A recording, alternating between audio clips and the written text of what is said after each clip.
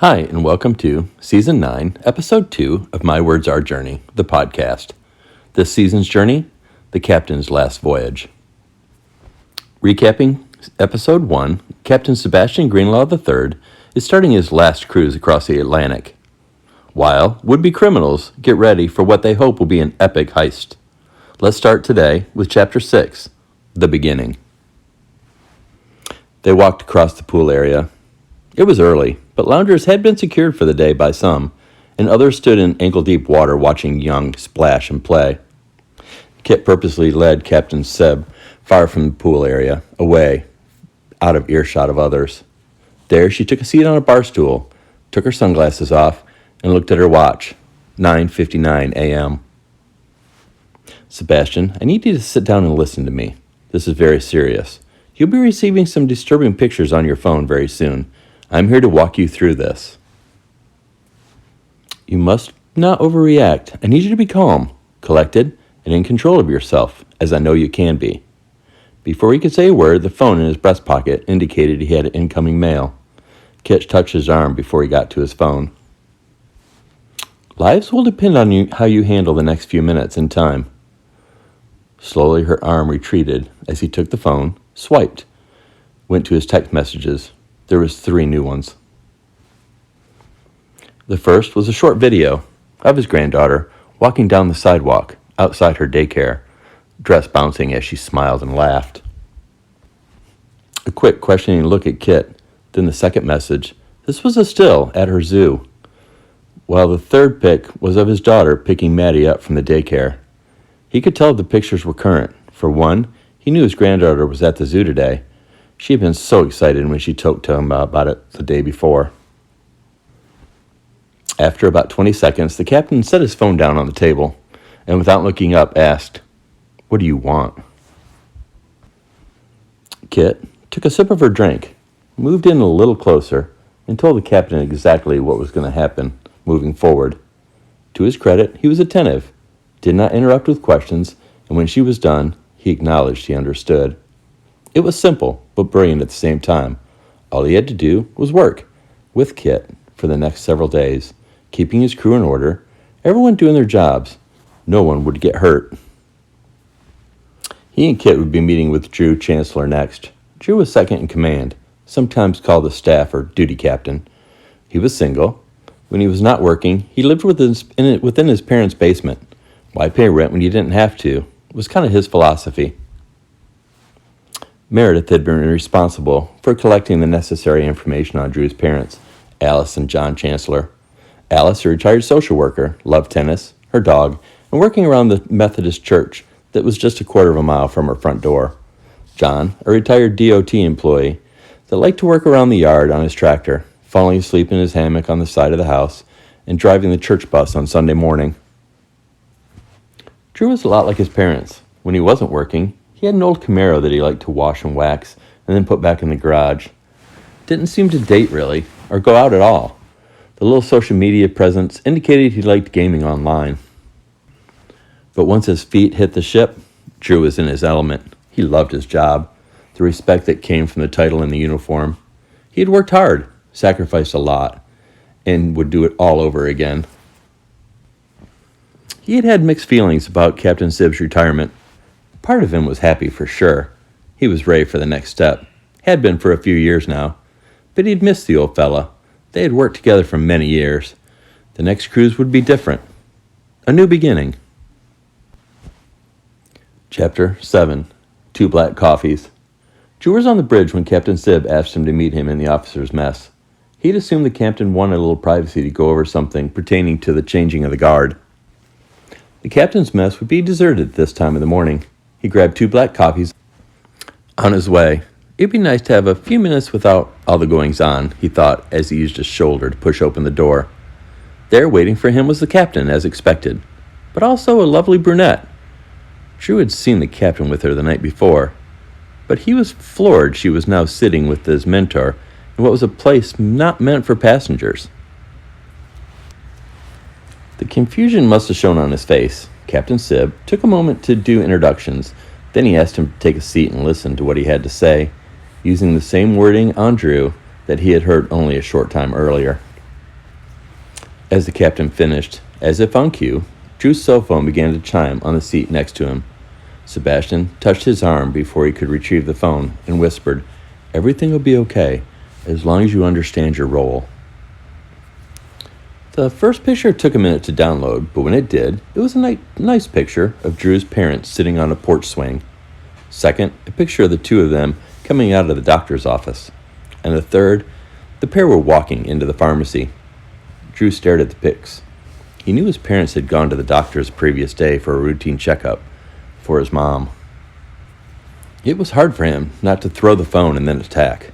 Well, anyone, at that moment. But he refrained. Instead, he stared at Captain Sib, looking for some kind of answer. Captain Sebastian's reply held no comfort. Do as requested, and no one gets hurt. Kit reaffirmed the sentiment. She added, "We don't want to get anybody hurt. We're not asking you to do anything illegal. Just do your normal job. Help ensure this ship makes it to its destinations without issues. That's all Sebastian and I will be speaking to each of the staff members about. There's no need to discuss this amongst yourselves, the guests, or with me. Just do your job. If we need you to do anything, we'll ask, and you'll do it. I want to make sure we're all on the same page, Drew. There's no middle ground or compromise." Kit was making sure Drew was getting the message. He had his head down. Then, as he looked around the room, like this was a prank, standing, Kit took her phone and sent a quick text. Then she waited a moment, the two men taking in what was happening to them. Then another chime, this time a video. All Drew could see was the front of his parents' house. From the vantage point of the street, there was a family dog, Charlie. He was wagging his tail and taking treats from the hand through the fence. He then heard his mother's sweet voice off to the side. "I never seen him warm up to a stranger so fast. He loves you, and he's a good judge of character." Drew nodded his head to Kit and his boss. He understood. The three left the mess in silence. 2 now lukewarm black coffees set behind, untouched. Chapter 8. Keep things running smoothly. Stanley Pike was a no-nonsense kind of guy. To most, he only liked 2 things, maintaining his ship and poker. Everything else he tolerated, or he didn't. He currently had a crew of 6. Could have used a couple more men. He had interviewed several. None would be a good fit as far as he was concerned. The 6 had been together a while. He trusted their work, and with that trust, it was earned through blood and sweat. There was no tears in his maintenance shop, or anywhere near Pike, as the men called him. There was a warning sign plastered on the inside door of the shop stating that sentiment in more graphic detail. Stanley had been on the ship since his first voyage over 15 years earlier. He was the longest tenured member of the crew. He had seen many come and go, but unlike others, he didn't tell stories about them. Not funny ones, not sad ones, but occasionally, if he was trying to get a point across, he may talk about the guy that lost an eye, finger, or ear due to lack of work safety. The 6 had heard them all, numerous times. Keep things moving smoothly, stay safe. That was his motto. He took his job very seriously. There was no time for joking or small talk when there was so much work to be done. Work that, when it was done correctly, ensured safe travel. He was a stickler for regular maintenance, loved to preach preventative maintenance to anyone that would listen. He was a tough nut to crack for the team. On the surface, there was nothing really to threaten him with other than his or his crew's lives, and the team wasn't about that. So it had been left up to Gary Trumbull. Gary could not hide his displeasure with drawing the assignment, but he understood. He was the most logical choice. He had been a researcher in his previous life, and when he did eventually find the thread, and he always did, he would not let go until it was pulled free. Stanley's thread had been found through a very old news article, one that showed a much younger version of Stanley helping in Samoa, where statistics showed that nearly 55% of its people lacked fresh drinking water. He had been there with a missions group. The article said he had been donating money to the efforts for some time, but had decided to get his hands dirty. After pulling the thread, Gary had made 2 trips back after that, one to help reconstruct a school after it had caught fire, and the second to be part of a team looking for ways to help with poor waste management systems on the island. Continuing to pull the thread, he found the rough exterior of Stanley had a soft spot for the people there, so much so that he gave monthly to a church, had sponsored more than one child at the local orphanage, and had what most would call a pen pal. A father had corresponded with Stanley regularly. It was hard for Captain Sib to watch, the man he had known for many years, for the first time showing emotions, visibly shaking. He turned to Kit. Captain Sib stood as if he was going to have to intervene. That gesture showed her the captain understood his assignment. Stanley tried to speak. The words wouldn't come out, his throat dry as he looked at the pictures that had been printed in room A2424 and now lay in front of him. Stanley didn't have a cell phone. The team had covered their bases, making sure that they'd hit the soft spots with Stanley. A picture of his pen pal appearing with his family at a cookout, then a recent scene from behind the church doing a good old-fashioned baptism, and lastly, 2 pictures of his most recent orphanage recipients. Gary had spent nearly a month on the island. Everyone knew he could have completed his assignment sooner, but who could blame him? It wasn't a place you were lucky enough to go to often. Kit and Sib gave him all the time he needed to process. He moved the pictures around, studied them, as if somehow that may change the outcome. Finally, he looked at both of them and said, "No one gets hurt?" Kit nodded her head. After a look from Kit, the captain did as well. His mind had been elsewhere for the briefest of moments. Kit took the pictures and said, "We understand one another?" It was his time to nod his head. Chapter 9. The festivities must go on. The final staff member to be contacted by Kit and Captain Sib was one Julie Savoy, mother of 2, each in college, 2 communication majors, both attending the University of Pennsylvania, which is ranked in the top of the country for that major. The boys were twins. She was proud of her sons. Their father had died suddenly when they were younger. Each had stepped up the best they could. Once they were out of the house, she downsized to a condo and applied for the job that she currently held. Julie was good at what she did. While her title was hotel director, she also oversaw passenger services, including hospitality, entertainment, and dining. It had been decided after much deliberation that the captain, chief officer, chief engineer, and hotel director would be the only 4 contacted. That didn't mean the group wasn't prepared if someone stepped out of line, but they'd all agreed the fewer that knew the better at this point. Julie was a worrier. It was part of her that made her good at her job. She worried about what could happen, and either set things in motion so that it wouldn't, or had thought of how to handle it if it did. Most of the time, it didn't happen. Today, she was worried because the captain had asked for a chat. This time, she would be right to worry. When the pictures were presented, she broke down crying, even before anyone could say a word. Through the tears, shaking, and honestly almost a nervous breakdown, Kit could make out the words, "My boys." Captain Sib finished his talk with, "No one wants to hurt your boys. Just make sure, when needed, you're available. Otherwise, just continue to do your job as always. But, and this is critical, if at any point we think you've spoken with anyone about this, there will be fatal consequences that I have no control over." The still trembling Julie looked at the captain for answers. He took her hand and said, "We will be okay." Kit said she'd leave the captain and Julie, but stressed she was to be under control before she left the room. The captain nodded, stood, and said, "I feel confident that Julie understands. The festivities must go on." Kit purposely left the photos on the table for Julie.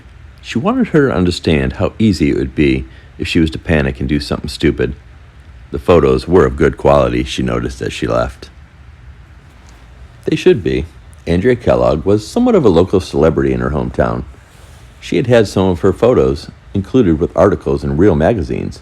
A couple of years back, her wildlife photo was on the cover of Hunting and Fishing. The local buzz was flattering, but the pay was not. Andrea still did a few weddings a year and some wildlife stuff just for herself. But currently, she was doing more marketing. for some bigger brands, as well as some local businesses. That is how she and Tiffany met. Andrea had been pulled over next to a cornfield. The sky was just right, the sun going down, a flock of geese in the distance, and a couple of low clouds that looked like angels should be curled up on them.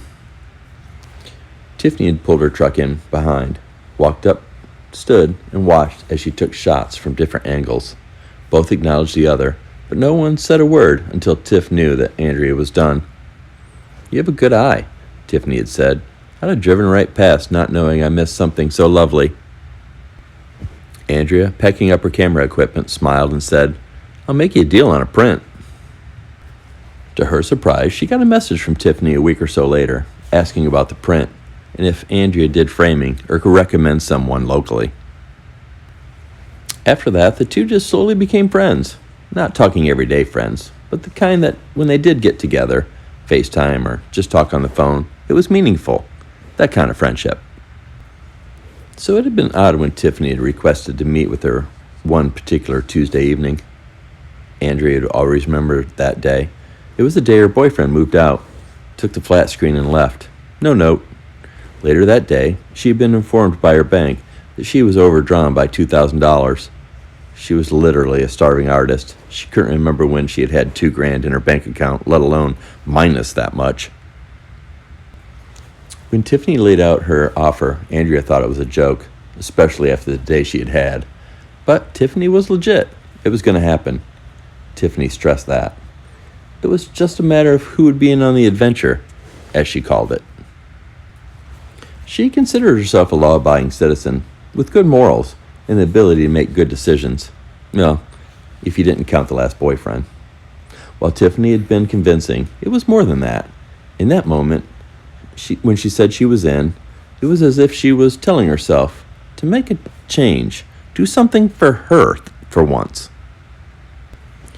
There had been a few times when doubt crept in, but they were few, and she just thought about the money, how she'd spend it. And surprisingly, the doubts faded away. Chapter 10. Captain's Call.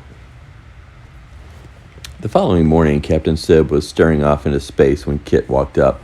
Somehow, he knew she'd find him, so he made it easy for her. "We have a call to make. I'd like for us to spend a few minutes preparing for the call, but first I want to make sure you still understand the consequences for so many innocent people if this doesn't go well." The captain and his new shadow took a table, ordered a light breakfast, and while they were waiting, Kit took the index cards from her pocket. She slid them across the table. Sebastian read the cards through twice before laying them down, sighed, and took a sip of his coffee. "I'll do as you ask for my granddaughter as well as the others, but do you really think this will work? There is no way." Kit was prepared. "Captain, I only ask you to do as you're instructed. The rest, it's been taken care of." 20 minutes later, "Can I speak to Camp Stevens, please?" Captain Sebastian had called the number provided. He certainly knew the man he was instructed to call. He was second in command at Lintwood Investments, the parent company for Stanton Cruise Lines and all the flags that flew under its umbrella. Lintwood managed hotels, restaurants, sporting facilities, concert venues. They had their hands in several areas of shipping, and Sebastian was not sure what else, but they were huge, and a random call from a random employee was probably not going to go very far. After a moment, a very friendly voice came on to tell the captain that Mr. Stevens was on a very important overseas call. As instructed, he read straight from the card. "Tell him it's in regards to Dallas, Seattle, Madrid, Sydney, and Greg Collins, please. He'll want to take my call." For the past 6 months, Camilla Frost had been doing what she did best. Camilla was a professional private investigator, one of the best if you ask folks around her hometown of Detroit, Michigan. Camilla was the ex-wife of Tiffany's older brother. The breakup of the marriage had been somewhere between ugly and amicable, leaning more on the ugly side. But strangely, the relationship between Tiffany and Camilla came out on the other side stronger. So, when the time was right, the two had discussed how Camilla's expertise could come in handy. The thought of working one more year and then retiring, it sounded good to her. So, couple months later, she began her investigation into the top brass at Lentwood Investments, starting at the top with one Rachel Beddington, president and CEO, married, no kids, avid skier, fundraiser for several charities, including the Red Cross and World Hunger Relief Foundation, devoted husband, no issues, no scandals, nothing worthy of what Camilla was looking for. So she moved on to Rachel's executive operations officer, Camp Stevens. There she found gold. Camp was divorced, a player by anyone's standards. That could almost be expected from someone with his power, money, opportunity. Camilla had learned early on that men or women in Camp's position could find themselves sometimes bored, looking for more, an adventure. Mr. Stevens found himself gambling on sports, any sport. She found that where he had placed a large bet on the World Table Tennis Championship, he had won nearly $38,000 on that one. He was not so lucky with most of his bets, but betting is legal, and he seemed to be taking his lumps with stride, a stride that she couldn't imagine. This led Camilla down a rabbit hole with many tunnels. Camp was committing securities fraud to help fund his gambling habit. Camilla had done some research. What she found was that Camp was doing something called a pump and dump, where he would leak misinformation that would lead investors to think the company's stock was set to take off. Then when the stock rose a significant amount, the stock would be dumped, making a select few wealthy and leaving a large number of people holding a stock that may or may not ever reach that height again. For Camp, he could use this strategy with numerous company stocks because of the diversity of the company he essentially ran. After meetings in Dallas, Seattle, Madrid, and Sydney, one of the subsidiaries of Lentwood would experience a classic pump and dump. That alone could put him away for several years, but it was considered a white-collar crime, so life would still be bearable. It was what happened one night almost 4 months prior that would rattle his cage. Camilla had inadvertently come upon a murder while basically stalking Camp. She had all but witnessed the killing of one Greg Collins. And let's stop there for today. I want to thank everyone for listening. I hope you're enjoying the journey. Also, a special shout out to all the new listeners in California. Thank you for the support. Everyone have a great day.